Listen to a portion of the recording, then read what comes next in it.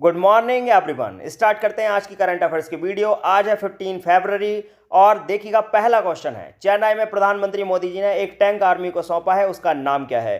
तो पहला ऑप्शन है यहाँ पर T-90 भीमा, दूसरा ऑप्शन है T-72 अजय और तीसरा ऑप्शन है चैलेंजर 2 और फोर्थ ऑप्शन है Arjun main battle tank MK first A. और यहाँ पर ये जो टैंक आपको यहाँ पर दिखाई दे रहा है ये मोदी जी ने आर्मी को सौंप दिया है। और अभी आपको पता होगा तमिलनाडु और केरल की यात्रा की है मोदी जी ने, तो आप बताइएगा आर्मी को जो टैंक सौंपा है उसका नाम क्या है? तो उस टैंक का नाम है अर्जुन मैन बैटल टैंक। ध्यान रखिए, बहुत ही इंपॉर्टेंट क्वेश्चन हो सकता है यहाँ पर ये, और एग्जाम में आने वाला क्वेश्चन है। उस टैंक का नाम है अर्जुन मैन बैटल टैंक। और यहाँ पर इसकी इंपॉर्टेंस इसलिए और बढ़ जाती है क्योंकि ये टैंक पहले तक भारत के पास नहीं था और अब उन देशों में भारत शामिल हो गया है। देखिएगा, आपको बता देते हैं इस टाइप के टैंक यूएसए के पास थे और चाइना के पास थे, रशिया के पास थे, फ्रांस के पास थे, लेकिन भारत के पास नहीं था। लेकिन अब भारत के पास भी ये टैंक आ गया है। इसका वेट है 68 टन और निकनेम इसका रखा गया है हंटर किलर। ध्यान रखना, इसका निकनेम क्या रखा गया है? Hunter killer. और पहले से 14 मेजर अपग्रेड्स इसमें हुए हैं। The Arjun main battle tank project was initiated by DRDO. बता देते हैं डीआरडीओ ने इसको बनाया है और 1972 से इसकी स्टार्ट की थी। लेकिन 1972 में जो टैंक डीआरडीओ ने आर्मी को दिया था उसमें कुछ अपडेट चाह रहा था और वो अपडेट करके यहां पर इसको बनाया है।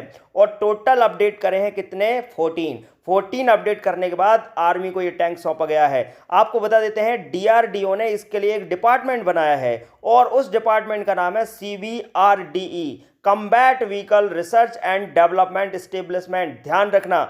और यहां पर अगर हम बात करते हैं डीआरडीओ की, तो डीआरडीओ ने यहां पर इसमें वर्क किया है सुपीरियर फायर पावर और हाई मोबिलिटी और एक्सीलेंट प्रोटेक्शन के लिए इसको बनाया है। और डीआरडीओ का फुल फॉर्म है डिफेंस, यहां पर ध्यान रखना डिफेंस है, डिफेंस रिसर्च डेवलपमेंट ऑर्गेनाइजेशन। ठीक है, ध्यान रखना। और डीआरडीओ का भी एनटीपीसी में क्वेश्चन आया था कि डीआरडीओ को स्टैब्लिश कब किया गया? तो 1958 में किया गया। और इसके जो चेयरमैन है वो है डॉक्टर जी सतीश रेड्डी और हेडक्वार्टर है इसका न्यू दिल्ली में। ध्यान रखना, बहुत ही इंपॉर्टेंट क्वेश्चन है। चलिए चलते हैं नेक्स्ट क्वेश्चन की ओर। अगला सवाल आपके सामने है, national productivity day is observe every year on which day? बताइएगा यहां पर राष्ट्रीय उत्पादक दिवस कब मनाया जाता है? 11 फेब, 12 फेब, 13 फेब, 14 फेब? तो आपको बता देते हैं इसका आंसर, इसका करेक्ट आंसर है 12 फेब। और नेशनल प्रोडक्टिविटी डे इसलिए मनाया जाता है ताकि हर एक व्यक्ति की जो प्रोडक्टिविटी है वो अपने दैनिक जीवन में बढ़ा सके, और साथ के साथ प्रोडक्टिविटी कैसे बढ़ा जाए इसके उपाय भी इसके द्वारा बताए जाते हैं। तो देखिएगा, बता देते हैं 12 फेब को यहां पर नेशनल प्रोडक्टिविटी डे मनाते हैं और एनपीसी के द्वारा यह संचालित होता है। नेशनल प्रोडक्टिविटी काउंसिल ये एक विभाग है जो कि काम करता है ministry of commerce and industry के नीचे। और यहां पर आपको बता देते हैं कि मिनिस्ट्री ऑफ कॉमर्स मतलब हुआ वाणिज्य एवं उद्योग, और वाणिज्य एवं उद्योग मंत्री इस समय कौन है?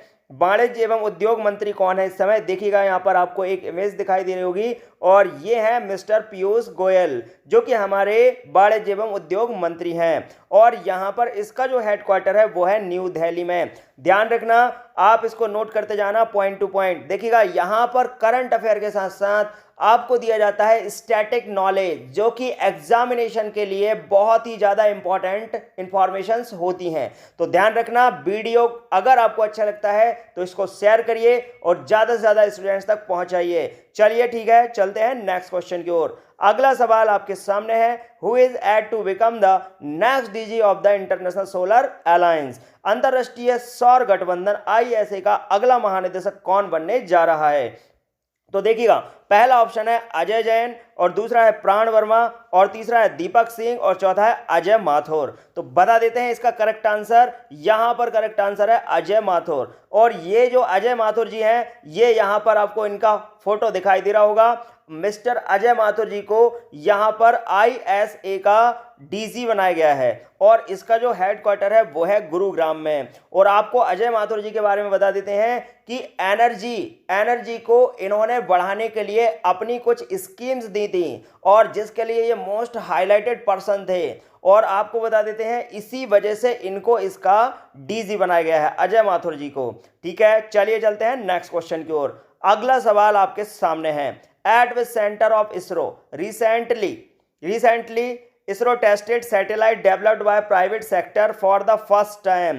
पहली बार इसरो ने किस केंद्र में निजी क्षेत्र द्वारा विकसित उपग्रहों का परीक्षण किया गया है? तो देखिएगा यहां पर अगर बात करते हैं तो पहला ऑप्शन है स्पेस एप्लीकेशन सेंटर, दूसरा UR राव सैटेलाइट सेंटर और तीसरा UR राव सैटेलाइट सेंटर और चौथा है विक्रम साराभाई स्पेस सेंटर।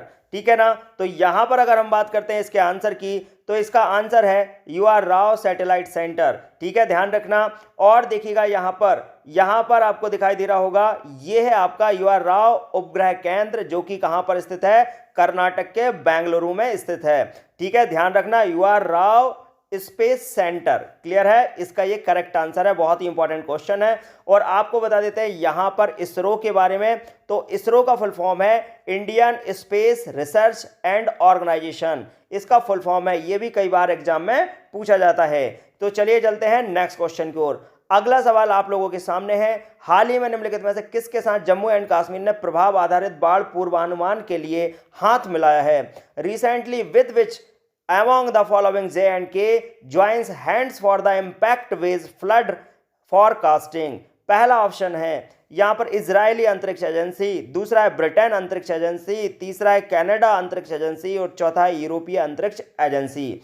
तो यहां पर इसका करेक्ट आंसर है ब्रिटेन अंतरिक्ष एजेंसी। तो याद रखना, J&K joins hands with UK space agency. यहां पर ये जो इमेज दी गई है ये इसके द्वारा जारी की गई है और बहुत ही इंपॉर्टेंट क्वेश्चन है, इसीलिए इसको थोड़ा सा अच्छे तरीके से नोट कर लेना। बहुत ही इंपॉर्टेंट क्वेश्चन है। आंसर क्या है? ब्रिटेन अंतरिक्ष एजेंसी। अब देखिए नेक्स्ट क्वेश्चन क्या है। नेक्स्ट क्वेश्चन है, उस भारतीय मूल के व्यक्ति का नाम बताइए जिसने हाल ही में संयुक्त राष्ट्र प्रमुख के लिए उम्मीदवारी की घोषणा की है। तो आपको बता देते हैं, name the person of Indian origin who has recently announced candidacy for UN secretary general. और सेक्रेटरी जनरल के लिए इन्होंने दावेदारी पेश की है। और आपको बता देते हैं कि UN मतलब है यूनाइटेड नेशन ऑर्गेनाइजेशन, संयुक्त राष्ट्र संघ। ध्यान रखना। और यहां पर वो भारतीय महिला इनमें से कौन है बताइएगा?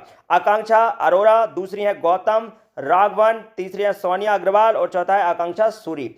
चार ऑप्शन आप लोगों के सामने हैं, जल्दी से बताइए इसका आंसर क्या है। मोस्ट इंपॉर्टेंट क्वेश्चन है क्योंकि UNO बहुत बड़ा संगठन है जिसका मुख्यालय, जिसका हेडक्वार्टर है न्यूयॉर्क में और इसको एस्टैब्लिश किया था 1945 में। जब द्वितीय विश्व युद्ध हुआ था 1939 से 1945 तक, उस दौरान इसको एस्टैब्लिश किया गया था और 1945 में ये एस्टैब्लिश हुआ था। न्यूयॉर्क में इसका हेडक्वार्टर है और यहां पर अभी इसके सेक्रेटरी जनरल हैं अभी, जिनका नाम है एंटोनियो गुतरेस। और टोटल इसमें मेंबर है 193 और 193 2011 में ये पूरे हुए हैं। 2011 में 193वां इसका सदस्य बना है जिसका नाम है साउथ सूडान। और साउथ सूडान की जो राजधानी है उसका नाम है क्यूबा। तो ध्यान रखना, बहुत ही इंपॉर्टेंट इंफॉर्मेशन है आप सभी के लिए। तो देखिएगा इसका जो आंसर है वो है आकांक्षा अरोड़ा।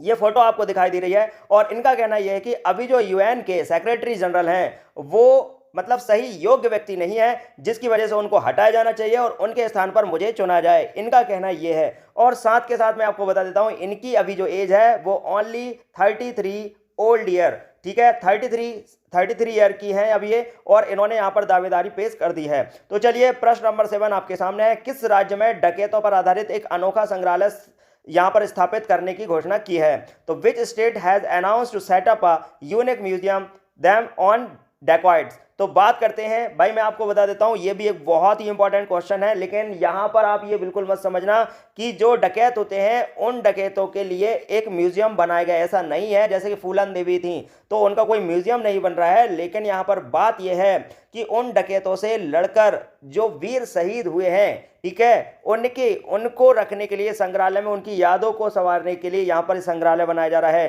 तो कौन ने घोषणा की है? मध्य प्रदेश ने, महाराष्ट्र ने, राजस्थान ने, उत्तर प्रदेश ने। तो यहां पर इसका करेक्ट आंसर है मध्य प्रदेश। और मैं आपको बता देता हूं, मध्य प्रदेश की जो कैपिटल है वो है भोपाल। और साथ के साथ ध्यान रखना, जो नक्शा है उस नक्शे में यहां पर सबसे बीचों बीच आपको दिखेगा क्या? मध्य प्रदेश। और मध्य प्रदेश के इस समय सीएम है माननीय शिवराज सिंह जी चौहान। और यहां पर जो राज्यपाल हैं वो है माननीय आनंदीबेन पटेल, ठीक है ना। याद रखना, बहुत ही इंपॉर्टेंट इंफॉर्मेशन है। और साथ के साथ मैं आपको बता देता हूं कि अभी मध्य प्रदेश से जुड़ी हुई एक बहुत बहुत बड़ी न्यूज, जो कि इस पे क्वेश्चन बन सकता है कि भीमबेटका में अभी यहां पर जो भीमबेटका की खोज हुई थी वो हुई थी 1957 में, 1958 के दौरान। और इसकी खोज की थी डॉक्टर विष्णु श्रीधर वाकड़कर ने। और यहां पर ये स्थान अभी मोस्ट हाईलाइटेड है, क्योंकि यहां पर बहुत पुराने जीव मिले हैं, ठीक है, उनके अवशेष मिले हैं, जिसके कारण जीवों के अवशेष मिले हैं, जिसके कारण ये बहुत ज्यादा न्यूज में है। तो इसको याद रखना आप। और यहां पर यूनेस्को ने इसको घोषित किया है, यूनेस्को ने इसके बारे में बताया है। और यूनेस्को के जो हेडक्वार्टर है वो है कहां? पेरिस में, ठीक है। पेरिस कहां है? फ्रांस में। और यूनेस्को का फुल फॉर्म है United Nations Educational Scientific and Cultural Organization. और इसके जो डीजी हैं वो कौन है? Audrey Azoulay. और इसका जो फाउंडेशन हुआ था वो हुआ था 1945 में। और इसके अलावा आप ध्यान रखना कि यूनेस्को की सूची में एमपी से जो मॉन्यूमेंट शामिल है वो है खजुराहो, जो कि 1986 में शामिल हुआ था। और एक है आपका यहां पर सांची, जो कि 1989 में शामिल हुआ था। और दूसरा है भीमबेटका, जो कि 2003 में शामिल हुआ था। तो इस पर भी बहुत सारे क्वेश्चन बनते हैं माय डियर एस्पिरेंट। तो आज की वीडियो आपको कैसी लगी कमेंट बॉक्स में कमेंट करके जरूर बताएं। और अगर आपको वीडियो अच्छी लगी हो तो शेयर जरूर करें, ज्यादा से ज्यादा लोगों तक ये वीडियो जरूर पहुंचाएं। Thank you very much.